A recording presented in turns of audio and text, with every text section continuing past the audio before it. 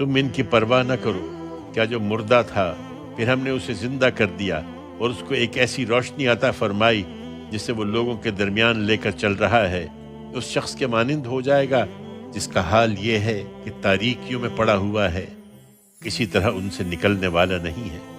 ان منکروں کے اعمال ان کے لیے اسی طرح خوشنما بنا دیے گئے ہیں۔ ہر بستی میں اس کے بڑے بڑے مجرموں کا ہم نے اسی طرح ڈھیل دی کہ اس میں اپنی چالیں چل لیں۔ وہ یہ چالیں اپنے ساتھ ہی چلتے تھے مگر انہیں اس کا احساس نہیں تھا۔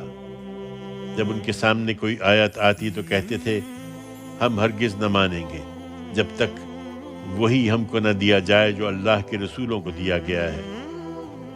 اللہ بہتر جانتا ہے کہ اپنی رسالت کا منصب کسے عطا فرمائے۔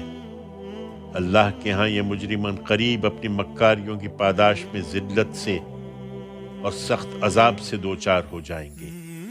سو یہ ہدایت پانے والے نہیں ہیں، اس لیے کہ اللہ اپنے قانون کے مطابق جس کو ہدایت دینا چاہتا ہے اس کا سینہ اسلام کے لیے کھول دیتا ہے، اور جسے گمراہ کرنا چاہتا ہے اس کا سینہ تنگ کر دیتا ہے، اور ایسا بھینچتا ہے گویا اسے آسمان میں چڑھنا پڑ رہا ہے۔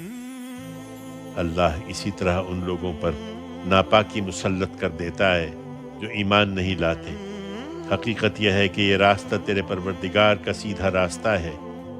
اس کی وضاحت میں اپنی آیتیں ہم نے ان لوگوں کے لیے تفصیل سے بیان کر دی ہیں جو یاد دہانی حاصل کریں۔ ان کے اعمال کے صلے میں ان کے پروردگار کے ہاں ان کے لیے سلامتی کا گھر ہے اور وہ ان کا کارساز ہے۔